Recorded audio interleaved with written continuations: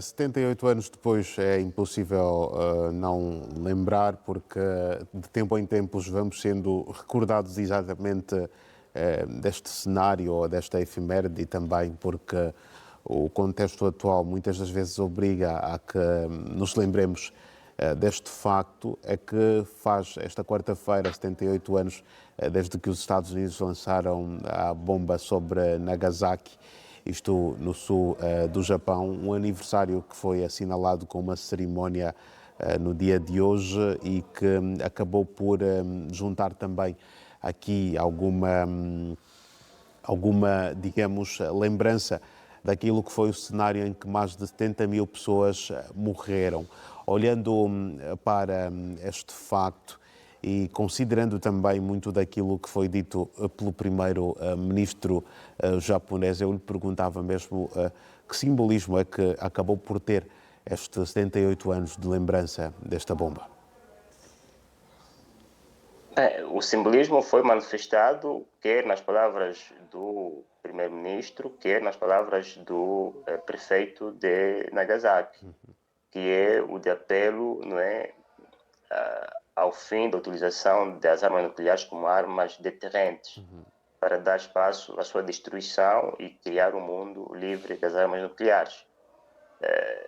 Este é que não tem de destaque, não é? Há este desejo da parte dessas autoridades e de outros países do mundo que não têm armas nucleares, que elas sejam banidas para que o mundo possa estar livre delas, até porque existem as chamadas zonas livres de armas nucleares, espalhadas por África, pela América Latina, pela Ásia, mas essas zonas livres de armas nucleares, como temos vindo a dizer, não são livres dos efeitos de radiações nucleares. As armas nucleares foram utilizadas num conflito. E também isto insere-se no contexto atual desta confrontação entre os russos e ucranianos e o risco sempre permanente da utilização de armas nucleares para corcobro a este conflito, tal como aconteceu quando os americanos lançaram as duas bombas nucleares contra Hiroshima e Nagasaki, porque dias depois, por exemplo, do lançamento da segunda bomba sobre Nagasaki, não é? Isto é, a bomba foi lançada no horário desta parte do mundo no dia 8, mas lá no Japão já era dia 9. No dia 15, o imperador capitulou, não é? Quer dizer, colocou o fim à intervenção militar do Japão na Segunda Guerra Mundial.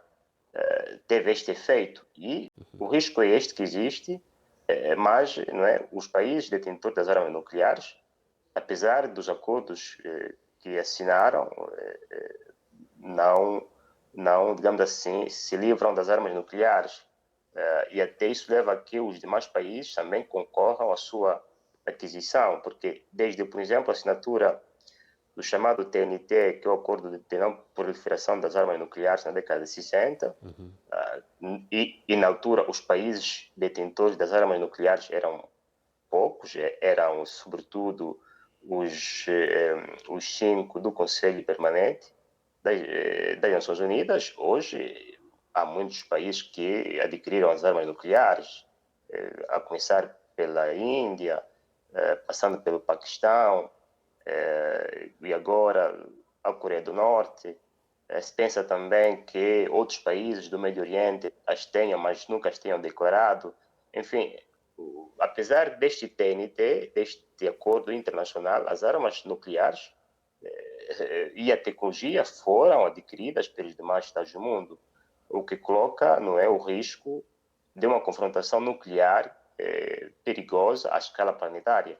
Daí este risco, temos vindo a dizer que a geopolítica do século XIX e XX não se adequa mais neste contexto, porque, imaginemos, se o Japão tivesse armas nucleares em 45, como é que responderia ao lançamento das armas nucleares da parte dos Estados Unidos?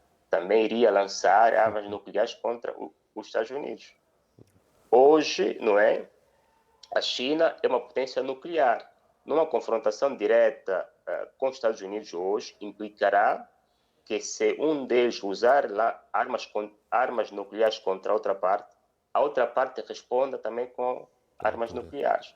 O mesmo se passa entre a Rússia e os Estados Unidos, ou entre a Rússia e a França, porque a França adquiriu-as um bocado mais tarde, se comparado com a Inglaterra ou o Reino Unido. Isso até criou crispações nas relações entre os Estados Unidos e a França, e levou a França, por exemplo, a sair do comando militar da NATO. Enfim, o mundo moderno, como está estabelecido, qualquer confrontação internacional com os players maiores das relações internacionais implicaria uma destruição mútua garantida, porque todas essas potências têm armas nucleares, não é?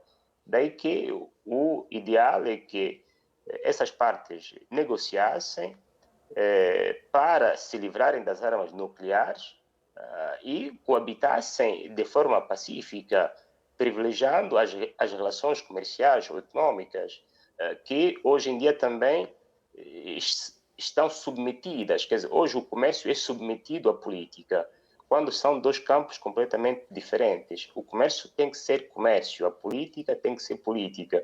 Mas aqui há Estados que usam do seu leverage, da sua importância no comércio, para tentar impor o seu modelo político aos outros Estados, e isto também depois cria crispações nas relações internacionais.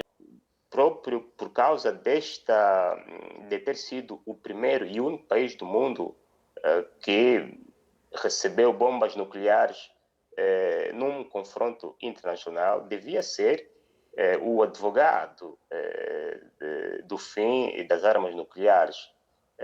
Mas também há pouco desempenho da parte do Japão em relação a isso, e ficamos assim, digamos assim, sem um Estado guia, um Estado diretor na luta pelo fim das armas nucleares nas relações internacionais, né? Porque depois o que acontece é que essa luta para a sua destruição eventual é feita pelos Estados que têm as armas nucleares, que do ponto de vista prático jamais o farão, porque as tentativas do passado até agora não surtiram efeitos. Certo.